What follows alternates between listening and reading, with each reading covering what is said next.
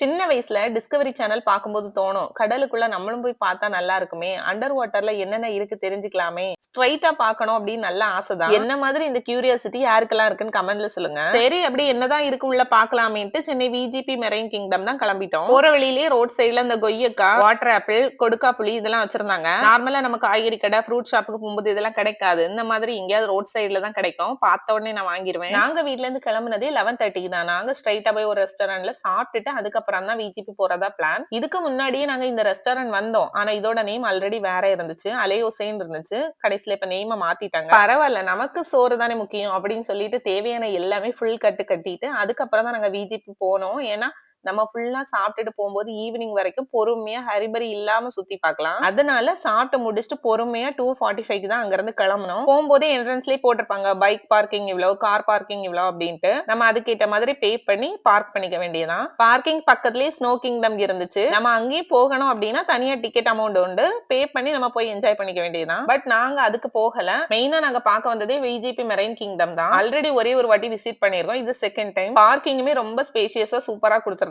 நாங்க first time வரும்போது குழந்தைங்க ரொம்ப குட்டீஸா இருந்தாங்க. 1.5 வயசு தான் ஆச்சு. இப்ப கொஞ்சம் வளர்ந்துட்டனால சரி கொஞ்சம் அவங்களும் சுத்தி பார்ப்பாங்களேன்ட்டு செகண்ட் டைமும் விசிட் பண்ணிருந்தோம். என்ட்ரன்ஸ்லயே நம்ம டிக்கெட் எடுத்துறலாம். பெர் பர்சனுக்கு 750 சார்ஜ் பண்ணுவாங்க. டெலிபோன் பூத் மாதிரி என்ட்ரன்ஸ்ல ஒன்னு வச்சிருந்தாங்க. அதுக்குள்ள நிறைய குட்டி குட்டி கலர் ஃபிஷ் போட்டு வச்சிருப்பாங்க. கிட்ஸ்க்கு பாக்குறதுக்கு கொஞ்சம் அட்ராக்டிவா இருக்கும். வாங்க இனி உள்ள என்னென்ன இருக்குன்னு சுத்தி பார்க்கலாம். உள்ள என்ட்ரானா உடனே இந்த மாதிரி ஒரு பெரிய ஃபிஷ் டேங்க் இருந்துச்சு. அதுக்கப்புறம் நம்ம உள்ள போக போக நிறைய டிஃபரெண்ட் வெரைட்டிஸ் ஆஃப் ஃபிஷ் இருக்கும். இதுல கூட நம்ம அண்டர் வாட்டர்ல போறது மாதிரி இருக்கு. குனிஞ்சு தான் போகணும் உள்ள. போயிட்டு ரொம்ப பக்கத்துல இன்னும் பார்க்கலாம் இந்த ஃபிஷ் எல்லாமே. இந்த ஃபிஷ் எல்லாம் பார்த்துட்டு அப்படியே லெஃப்ட் சைடு திரும்பினா இங்க ஒரு இகுவானா குறு குறு குறுன்னு நம்மளே நோட்டீஸ் பண்ணிட்டே இருக்கும். அது பக்கத்துலயே கொஞ்சம் ஒரு சின்ன பாண்ட் மாதிரி வச்சு கொஞ்சம் பிரான் அதாவது லாப்ஸ்டர்ல கொஞ்சம் சின்ன வெரைட்டிஸ் இந்த மாதிரி போட்டு வச்சிருந்தாங்க அதுலயும். அப்படியே அதை பார்த்துட்டு ஸ்டெப்ஸ்ல கீழே இறங்கி வந்துட்டோம்னா அந்த கோல்டு ஃபிஷ் எல்லாமே இருக்கும். நம்ம கையில இருந்து எந்த ஃபுட்டுமே இதுக்கு ப்ரொவைட் பண்ணக்கூடாது. அவங்களே ஒரு ஃபுட் கொடுப்பாங்க. என்னோட கிட்ஸுக்கு கொடுத்தாங்க அந்த ஃபுட்டை போடுறதுக்கு. கொடுத்தோம் அப்படின்னா ஃபிஷ் எல்லாமே வந்து சாப்பிடும். அப்படியே அதை பார்த்துட்டு இங்க வரும்போது அந்த திருக்கை மீன் எல்லாம் நிறைய இருந்துச்சு. அதாவது இந்த பார்ட்டிஷன் மாதிரி கெட்டி கெட்டி தனித்தனியா தொட்டியில போட்டு போட்டு வச்சிருப்பாங்க ஃபிஷ் எல்லாமே. ஒவ்வொரு பார்ட்டிஷனுக்குள்ளயும் ஒவ்வொரு மாதிரியான வெரைட்டி ஃபிஷஸ் போட்டிருப்பாங்க. திருக்கை மீன்லயே நிறைய வெரைட்டி போட்டிருந்தாங்க. இந்த ஃபிஷ்மே இதுக்கு முன்னாடி நான் எங்கேயுமே பார்த்ததே இல்ல. டிஃபரெண்டா இருந்துச்சு. அப்புறம் ஏஞ்சல் ஃபிஷ் இருந்துச்சு அங்க. 2 வருஷத்துக்கு முன்னாடி நான் வரும்போது இதை விட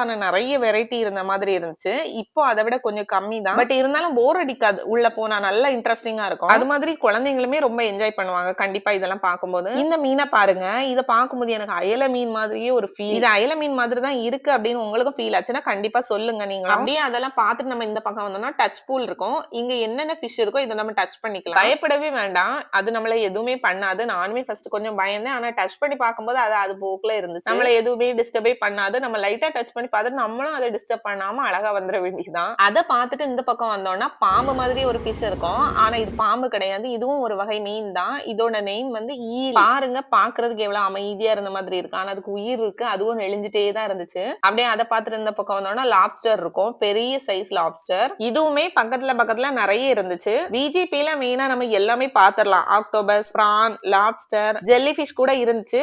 பாருங்க ஆக்டோபஸ் கூட இருந்துச்சு. எனக்கே ஷாக்கு.